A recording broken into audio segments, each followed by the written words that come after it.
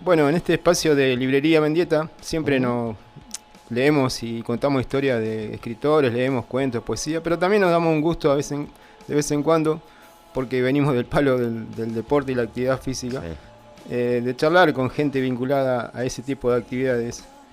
Y hoy para la radio es una gran satisfacción y para nosotros también saludar a Alfredo Barragán, y él nos va a contar ahora aquella expedición del año 1973 del río Colorado. Qué linda travesía, ¿no? Qué locura Sí. linda. Alfredo, si nos estás escuchando, buen día, ¿cómo te va? Pero muy bien, José Luis, ¿cómo estás por ahí? Bien, bárbaro, muchas gracias por atendernos. No, hombre, un placer, un placer. Vos sabés que cada vez que hablamos contigo, los recuerdos nos ganan el alma, ¿no? Porque estás vinculado a algo que nosotros queremos mucho. O sea, Seguramente. esa zona, Río Colorado, el Río Colorado, El río. que fue el inicio de nuestra actividad en la exploración deportiva. Hace 48 años Ajá. pasamos por allí, por Río Colorado, realizando la primera navegación completa de este tan importante río de Argentina.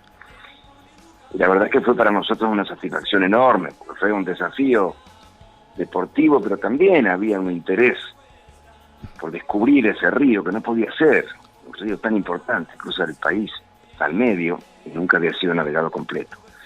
Así que están para siempre con nosotros, tu ciudad, Río Colorado, y el resto de los pueblos que bordean el río, que no son tantos. Seguramente. Alfredo, antes de entrar así específicamente en la expedición concreta, ¿cuándo nació en vos esas ganas de hacer este tipo de actividades? ¿Tuviste alguna influencia de alguien o por iniciativa así de juventud, de impulso? Mira, dicen, o decían mis mayores que ya no están, que desde muy chico yo soñaba y hablaba siempre de mares, de montañas, de ríos, de polos, y decía que yo iba a ir a esos lugares. Ajá. Y de chico jugaba disfrazado de marino, como que estaba en un barco o subiendo una montaña. Y a medida que crecí, estuve siempre orientado en esa dirección.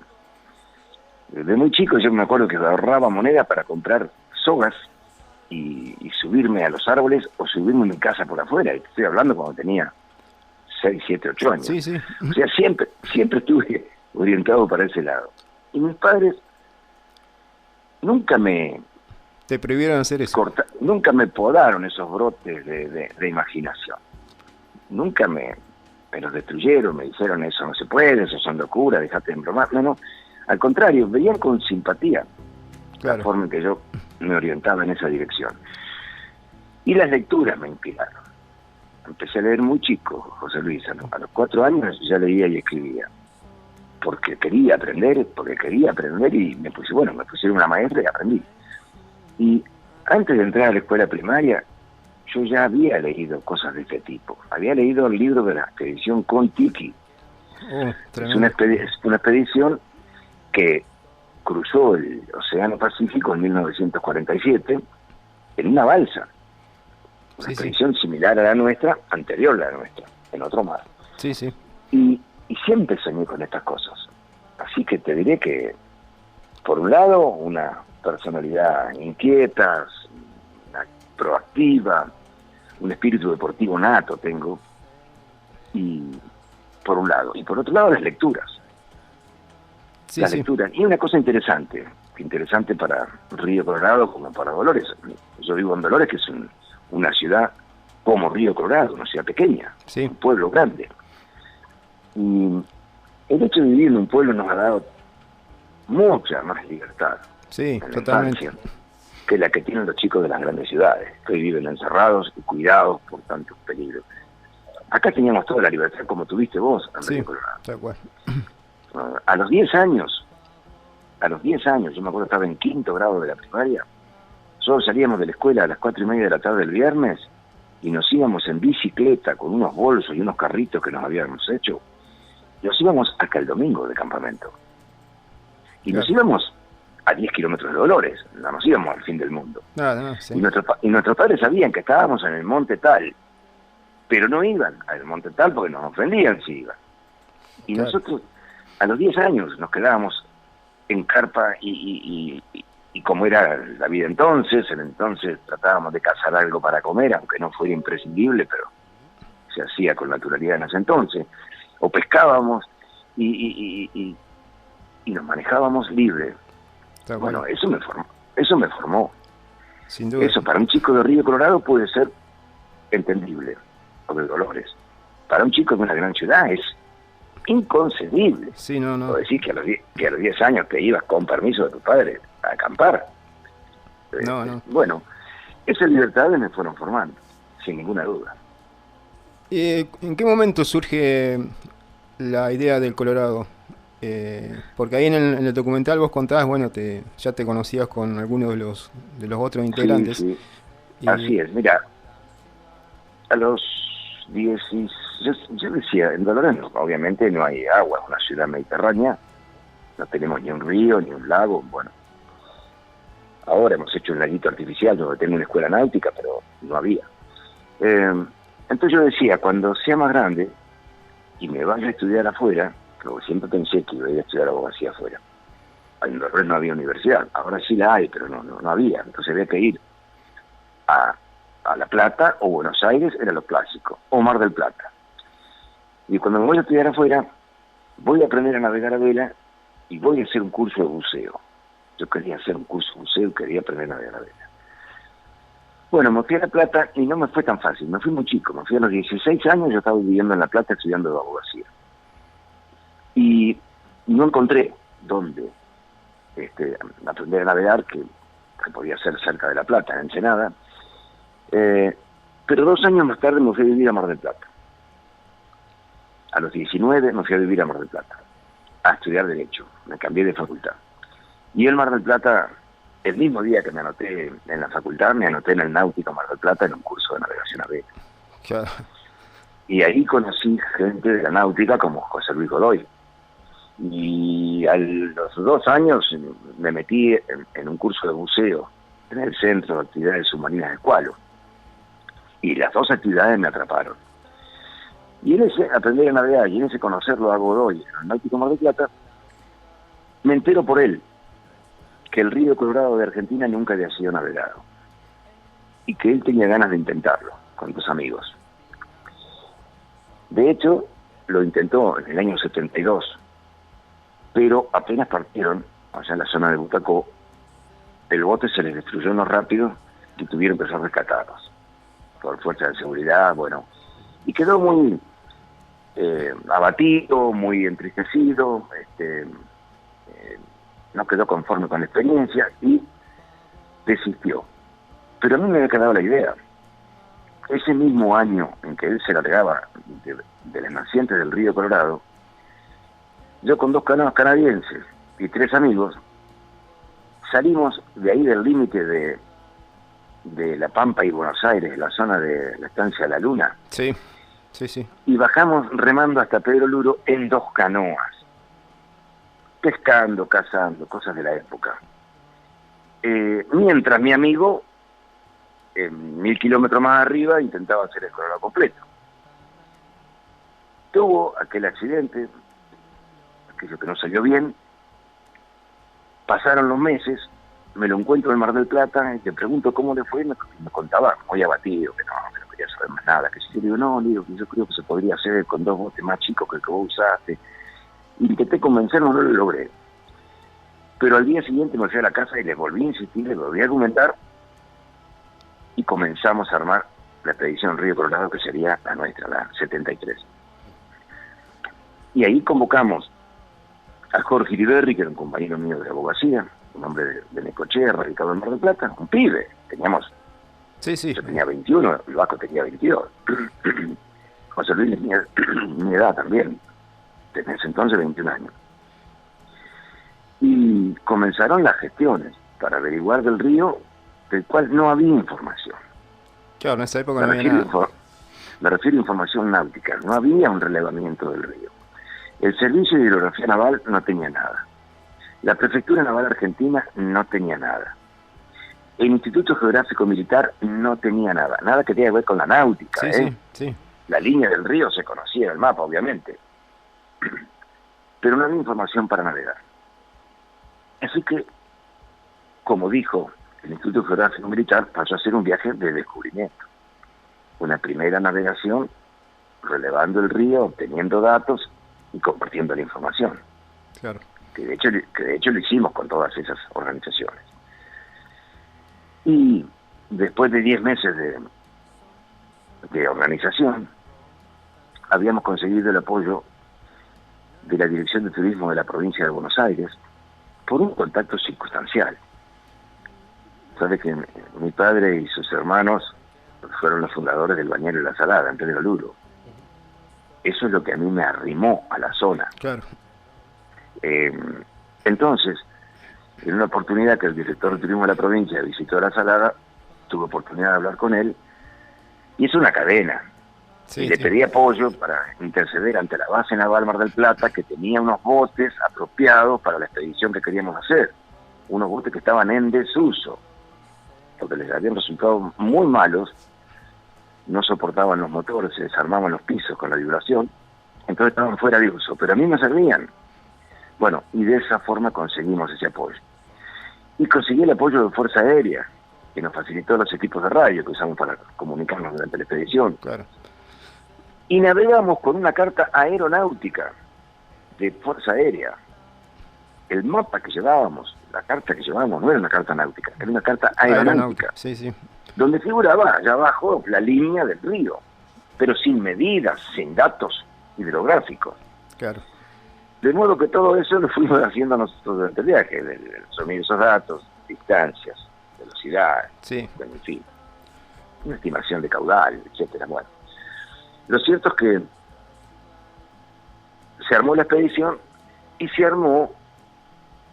la dividimos en 3 etapas. Una etapa era a partir de Butacó, es donde se une el río Grande con el río Barrancas, entre Mendoza y Neuquén, y nace el Colorado, y terminar la primera etapa en el Puente Dique 25 de Mayo.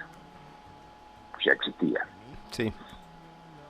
La segunda etapa era del Puente Dique 25 de Mayo a Río Colorado, a ustedes. Y la tercera etapa era de Río Colorado a Pedro Luro. ¿Qué objetivo tenían las etapas? No podíamos llevar toda la comida a bordo para un mes de navegación. Entonces, partimos con la comida necesaria para la primera etapa. Claro. Y enviamos cajas de comida a 25 de mayo, a un comerciante de 25 de mayo que se conoció a través de nuestros padres. Bueno, se le envió con un transporte las cajas de comida con el pedido de que la mantuviera en un lugar fresco. Hicimos lo mismo con la comida de la tercera etapa, la enviamos a Río Colorado, a un comerciante, no recuerdo quién era. El dato sin duda que lo tenemos, y algún día lo puedo rescatar, pero no lo tengo en la memoria. Ese era el objetivo de las etapas. Y eso es lo que hicimos. Zarpamos un 15 de enero, ayer se cumplieron 48 años, y comenzó la etapa más dura en cuanto al río. El río nace a 1025 metros de altura y en 500 kilómetros pierde esa altura. Claro. Entonces tiene pendientes importantes, tiene zonas en que se encañona, se mete dentro de un cañón, de un cajón, se angosta el río y se acelera el agua, obviamente. Sí, en esa época creo que también hubo una creciente muy grande en esos años. Bueno, eso fue muy importante.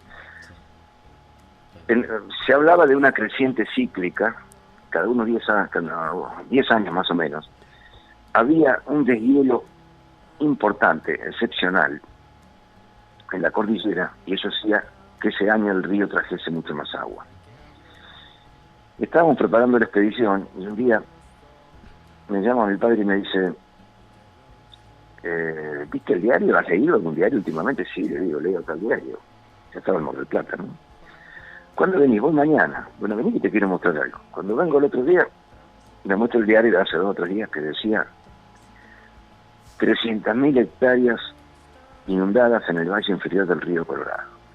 Un desborde excepcional, el agua arrasa con esto, bueno, bla, bla, bla, bla. Era un drama para la zona. Sí. Me dice, ¿vos leíste esto? Sí, lo leí. ¿Y te vas a largar en este río? Ahora, especialmente ahora, le digo. La expedición de Godoy tuvo problemas, se frustró, por falta de agua en la zona de Rápido, demasiada piedra a flor de agua, Claro. y se hicieron polvo los botes. Es muy probable que yo pase sin enterarme de que era tan abajo, con más nivel de agua, haya muchos rápidos que estén ocultos. Sí, voy a pasar como chifle, como un tiro, pero no golpeando la piedra. Me dice, ¿lo tenés pensado seguro? Sí. Bueno, dale. Fue todo. Sí, mi viejo era así, él confiaba en mí. Por ahí me pedía que le dijese si lo había pensado, pero si lo había pensado, él confiaba en mi criterio. Y fue en esas condiciones que zarpamos. Y sí, efectivamente, los primeros días fueron terribles, porque por más que había mucha agua, la velocidad era infernal, para un río como hicimos muchas roturas en los botes. Habíamos llevado 3 metros de tela de bote. Imagínense un corte de tela de 1 metro de ancho por 3 metros de largo. Sí. Era un rollo de tela que iba ahí abajo y elementos para cortar y pegar los parches. Usamos toda la tela. Usamos los 3 metros de tela en parches. Hubo veces que pasó un tronco entero a través del bote. No eran semirrígidos, esos botes que abajo son de fibra de vidrio. No, abajo era una goma, una lona engomada. Sí, sí. Tela de bote. De modo que fue azaroso, pero fuimos superando todo. De algún modo, el que entre en estas actividades, de algún modo espera esas experiencias. Se imagina que las va a tener. Sí, y más en este río, viste que desde Colonia 25 de Mayo hasta Río Colorado, casi que no hay poblaciones, no hay de hecho. Seguramente encontrarás alguna casita de campo, pero nada más, no hay. Nada más. Vos sabés, Alfredo, no sé si me escucha, Lucas lo saluda, estoy escuchando atento y me está encantando la historia. Yo no estaba todavía en esta tierra, nacido en el 79, pero iba por esa pregunta. ¿Tenían contacto con los pueblos que visitaban, que seguramente eran muchos menos poblados? Me imagino ya un río Colorado del 73, con un río con mucho color, con casi no costaneras que hoy tenemos en este 2021. ¿Se daban esa parte de bajarse, conocer, o era todo vamos y vamos? No. En realidad, te digo, llegamos al puente Dique 25 de Mayo, no habíamos visto a nadie desde que partimos. Nos acercamos ahí al encargado del puente Dique, nos indicó un lugar para acampar cerca al lado del puente Dique. Bien. Tratamos a esa familia, muy gentil, nos invitó a comer en su casa y a charlar y a enterarse de lo que estábamos haciendo, y nosotros a recabar datos del río, del puente Dique, de su función, en fin, bien, parte de nuestro objetivo. Pero no fuimos a la ciudad del 25 de Mayo. Simplemente un colaborador del puente Dique, que iba con su vehículo al pueblo, fue hasta el lugar donde estaba depositada nuestras provisiones de la segunda etapa y nos las trajo. Y además llevó las baterías, llevábamos baterías comunes de camioneta para alimentar el equipo de radio. Claro. Llevamos una batería en cada bote, una batería de 40 kilos, batería grande, de 120 amperes. Y la llevó para hacerla recargar en el pueblo, el 25 de mayo, pero nosotros no fuimos. Y ahí estuvimos 2 o 3 días, porque nos informa el jefe del puente Dique que YPF le informaba que aguas más abajo se había roto un caño, un oleoducto que cruza el río y estaba volcando petróleo del río, lo cual era un problema que estaban apurados por solucionar, pero además era un riesgo para nuestros botes, el contacto con petróleo. Entonces decidimos esperar 2 o 3 días, lo hicimos. De paso descansamos de la primera semana, que había sido durísima de remo. Nosotros remábamos de sol a sol todos los días. De sol a sol todos los días. Y ese fue el contacto con gente. A partir de ahí, algún puesto de estancia sobre la ruta donde paramos, charlamos, eventualmente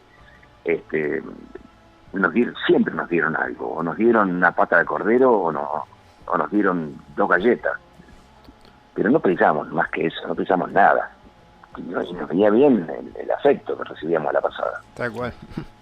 Y nos llamó la atención, ya a partir del 25 de mayo, que donde llegábamos la gente ya sabía que estábamos haciendo esto y de algún modo nos estaba esperando.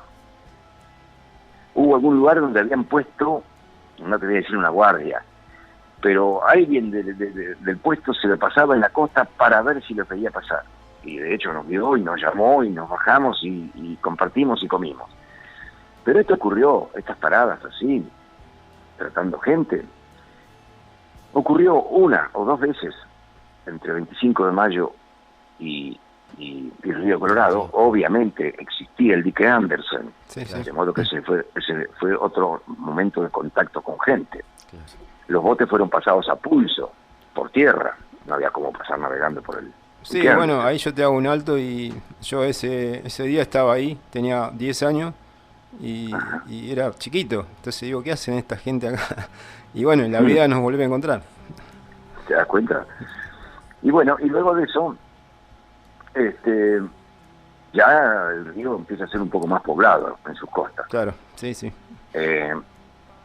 Y más tranquilo. Cuando llegamos a un campo de una familia Galliani, con G, el gato Galliani, llegamos y estaban alborozados todos en la costa, sabían que estábamos por llegar en esos días, y nos esperan con un diario Nueva Provincia de Bahía Blanca, con una nota sobre la expedición que estábamos haciendo. O sea, éramos chicos nosotros, y veíamos que lo que estábamos haciendo había tomado un vuelo, un tamaño, un significado importante para la región, y nos sentíamos muy felices, nos daba orgullo esto, y tratábamos de hacerlo de la manera más seria y más adecuada. Tal cual, sí. Yo había soñado toda la vida con hacer expediciones en serio. Nosotros hoy sabemos que aquella fue la primera expedición grande, en serio, que hizo el grupo nuestro. Sí. Y cuando llegamos a Río Colorado, la vela Río Colorado, acampamos en el camping que hoy existe, ahí en Río Colorado, sobre el río, y vino la gente del Club Independiente. Vino una delegación con unos padres, unos chicos del Club Independiente, a sacar fotos, a preguntar. Y por primera vez en nuestra vida firmamos un autógrafo. Claro. Que no lo imaginábamos. De pronto nos sorprende una de estas personas con un papelito y dice, no me firma acá. Yo no sabía si era qué, si un permiso para seguir o qué. Y ¿qué? No entiendo qué, estaba en blanco, un autógrafo. Y nos miramos y sonreímos avergonzados, porque no nos había pasado jamás en la vida. Claro. Y fue ahí, en el camping de Río Colorado. Vino un periodista ¿cómo es la radio de...? LU2, de Bahía Blanca. LU2 es la radio de... Sí. De Bahía Blanca. LU2, la radio de Bahía Blanca. Un periodista, Pérez Macaya. Estoy bien de memoria, ando bien hoy. Bueno, y reparamos los botes, estuvimos 2 noches,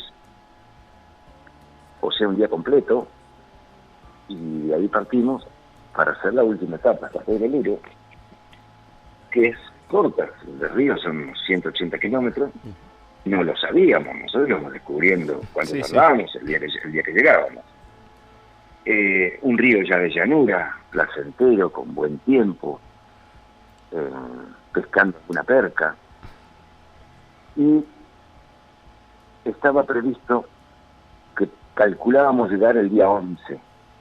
Entonces, en Pedro Luro, el intendente de Villarino, un señor Bermejo, la gente de la Salada, mi padre y demás, que se habían trasladado, habían hecho coincidir para el arribo, autoridades de la Armada de Punta Alta, periodistas de la zona, de Río Negro, de La Pampa, de Bahía Blanca, la Dirección de Turismo de Buenos Aires, los padres de Fortín Mercedes, me acuerdo del padre Parolini, que después lo conocí mucho, un cura viejo, borrachón, campechano, y hubo una sorpresa para nosotros. Cuando estábamos llegando nos sobrevolaba el avión de Fuerza Aérea, nos seguían lanchas de periodistas, pasamos el puente de la Ruta 3, el puente ferroviario, el puente de la Ruta 3, y nos quedaban los últimos 2 metros. Llegamos a Fortín Mercedes y no podíamos creer la multitud que había y la algarabía que había, todos nuestros familiares que habían viajado 800, 1000 kilómetros para allá para vernos en la llegada, la gente del Uru y de la zona. Fue un día extraordinario de ¿Qué te parece? emoción que quedó grabado para siempre. Sí. Seguro. Sí. Alfredo, tiro otra, después de esta travesía, todo. Hoy tu vida sigue relacionada al deporte, ¿cómo siguió todo esto después? Exactamente igual. Igual. El Río Colorado nos abrió la puerta, como dice la película, al mundo de la exploración y la aventura. Qué bueno. En esa expedición supimos que sí, eso era lo que nos gustaba, sí, eso éramos. Porque habíamos vivido plenamente esa experiencia y aparte habíamos descubierto que sí podíamos. Claro. Habíamos comprobado que sí podíamos. Cuando uno lanza el desafío porque cree que puede. Lo que hace después de haberlo comprobado o no. Y desde allí no paramos. Hace 50 años que hacemos expediciones en 5 continentes. Luego de eso vino el Aconcagua. Primero la expedición Mar en Canoa 77, San Clemente Mar del Plata en canoas abiertas por mar abierto 12 días. Después el Aconcagua 78, y después hubo Aconcagua 85, hablo del año, ¿no? 88, 90, 91. Luego de eso volví a la Aconcagua en el 2004, en el 2010, le dimos la vuelta completa a la Aconcagua a 6.000 metros de altura, una expedición de 10 días. 9 días, y teníamos 60 años de promedio para esa. Y además de la Aconcagua hemos subido el Lanín, el Tronador, el Domullo, el Champaquí, el Gorra Blanca, el Mont Blanc en los Alpes franceses. Tremendo. Hemos subido el Kilimanjaro en África, entre Kenia y Tanzania, la montaña más alta de África. Hemos estado en el Everest, en la cascada de hielo de los 5.500 metros, cruzando Nepal a pie, con 65 años de promedio. Hemos cruzado la cordillera de los Andes en globo, en el año 91, armé una expedición y cruzamos de Chile a Argentina volando con un globo de aire caliente, precario, a 8.500 metros de altura, a 110 kilómetros por hora, sí, por arriba de las altas cumbres, por arriba del Tupungato. ¿Una velocidad 110 kilómetros por hora? Y sí, ya teníamos que encontrar vientos de esa velocidad o nos cruzábamos. Claro. Pero que luego vuela a la velocidad del viento, y precisamos vientos de esa altura porque entonces íbamos a llegar a Argentina, o sea, al llano, antes que se acabara el gas que nos mantenía arriba. Un cálculo muy finito. Y funcionó. Y estuvimos en un canasto de mimbre mirando para abajo, 8.500 metros de altura, viendo pasar abajo la cordillera. Qué lindo. Cuánta adrenalina, ¿no? Y alguno dirá, estos son locos. Yo te digo, no, somos expedicionarios, exploradores sumamente serios. Yo creo en la planificación, creo en la responsabilidad para hacer las cosas bien, claro, no dejar nada sin prever, sin resolver previamente. Soy la antítesis del aventurero. Claro. El aventurero va al mar a ver qué va a pasar, y yo voy cuando ya sé lo que va a pasar. Tal cual. Años de estudio cada expedición. Y es lo que ha hecho que a los 70 y pico, yo en 30 días cumplo 72, el Vasco tiene 74, seguimos haciendo cosas. Hace año y pico, años antes de la pandemia, estuve subiendo el Mojón Rojo en el Chaltén. El año anterior subimos el Cerro Solo, que es un cerro muy técnico, muy bello, muy difícil, que está en el Chaltén, la cordillera patagónica. Seguimos haciendo cosas. Hace 25 días hicimos la 22ª, la número 22, travesía en kayak de Dolores a San Clemente, que lo organizo acá desde el Náutico Dolores. Claro. Y voy al frente de la Flota Nacional de Kayak, con una flota que tiene entre 100 y pico y 300 kayakistas por año de todo el país. Son 3 días de remo, 8, 9 horas por día de remo, primero por un canal interior y después por la bahía de San Borondón, que es brava, es mucho oleaje, cortito, con vientos, es duro. Y nos sentimos muy bien haciéndolo. O sea, tenemos suerte. Y esto nos alienta para algo que te voy a comentar, para una primicia que te voy a comentar. Dentro de 2 años se cumplirán 50 años de la expedición Río Colorado. Vamos a cumplir medio siglo de expediciones, sin interrupción. Y los mismos 4 que hicimos aquella expedición del 73, vamos a ir a hacer simbólicamente desde el Río Colorado hasta Pedro Luro, la última etapa, en kayak, ya en un gomón, como lo hicimos para los 40 años, donde vos nos ayudaste, fuiste nuestro apoyo logístico ahí en Río Colorado. Recordarás aquel entonces cuando llevamos la película. Sí, me acuerdo, por supuesto. Bueno, aunque parezca mentira, ya pasaron 8 años y dentro de 2 solo hace falta un detalle, que estemos todos. Claro. Acá se ríe mi mujer. Ayer aniversario le llamé a Mar del Plata y le digo, bueno muchachos, la idea es que ya estoy preparando la travesía del 50º.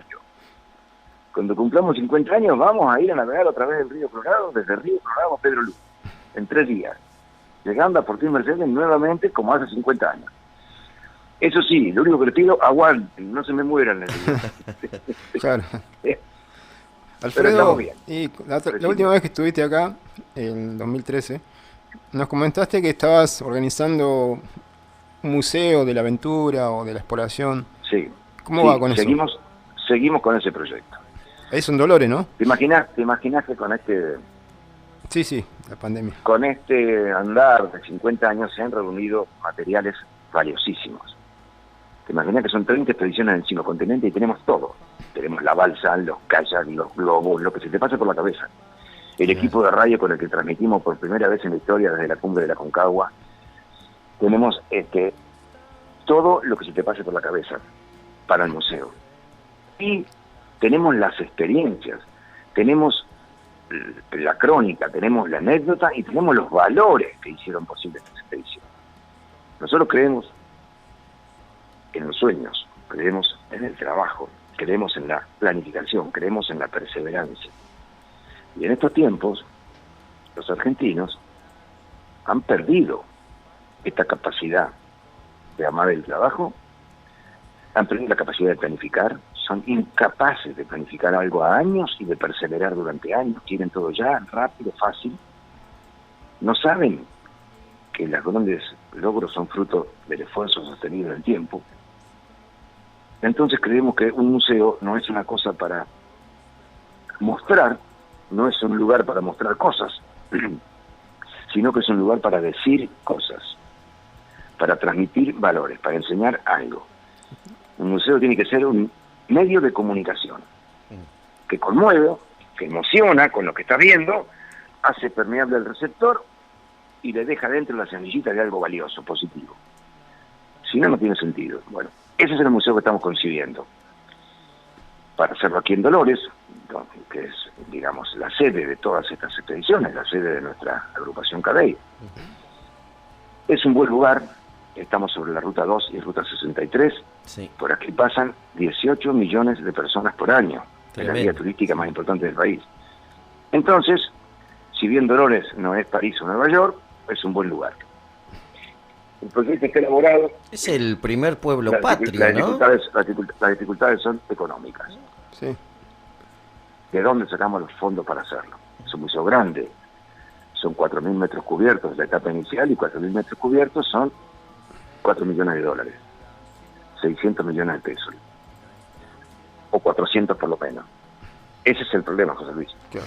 Ha Sí. habido momentos en que el Estado provincial decidió hacerlo, año 2009, puso los fondos, imputó los fondos, se licitó, hubo una empresa ganadora y tuvimos un desagradable cuestionamiento, supuestamente ambientalista. En realidad era, como lo hacía el Estado provincial y municipal, había una oposición política que le metió palos en la rueda, inventaron un impacto ambiental que no existía, no se hizo la obra, y cuando salió el fallo judicial dijo, han faltado a la verdad, no hay ningún impacto ambiental, hágase el museo.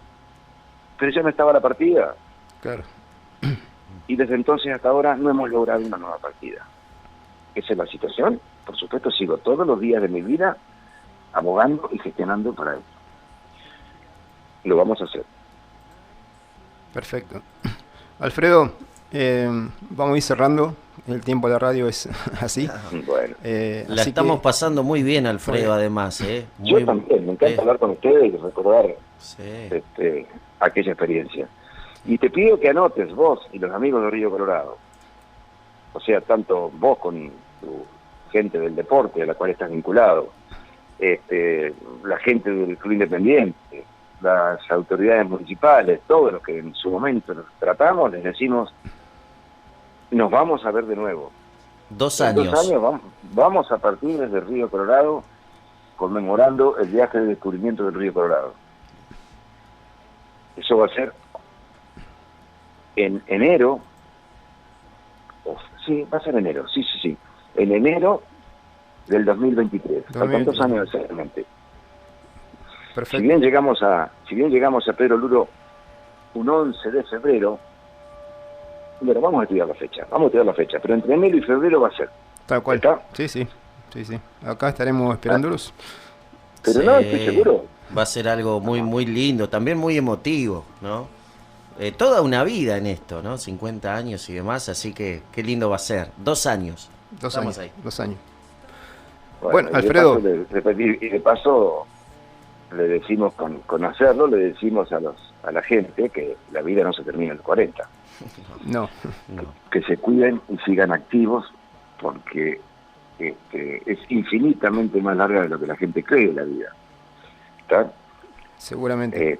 Yo no digo que estén remando a los 72, porque yo admito que hay cierta excepcionalidad en estos casos, pero sí seguir activo todo lo que se pueda, haciendo vida activa, trabajando, no jubilarse a los 50.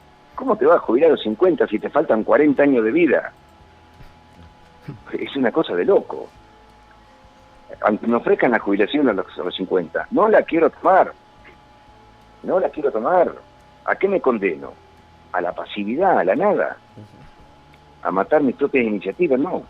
Entonces, así en el trabajo, así como en la actividad deportiva, así con lo que te guste. Mantenerse activo absolutamente es lo que te permite prolongar una vida feliz y digna, que vos digas, estoy contento de lo que estoy viviendo.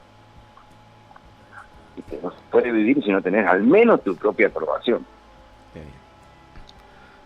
Alfredo, nos veremos pronto. Te mando un abrazo. Dale. Saludo a Rubén, al Vasco, a José Luis. Sí, Así ayer que estuvimos en contacto, hicimos una videollamada, estuvimos en contacto, matamos a risa, o sea que el grupo es muy divertido y sí. pusimos 2 cosas en serio y una en joda. Así Lo cual no quiere decir, y yo siempre digo, por ahí estamos hablando en chiste porque somos jóvenes, pero con la mano estamos haciendo el nudo que corresponde. Claro. Pero el buen humor es parte del grupo. Sí, sin duda. Un abrazo grande y seguimos en contacto. Dale, viejo, gracias por tu llamado y por el recuerdo. Un abrazo para ustedes. Chau. Chao.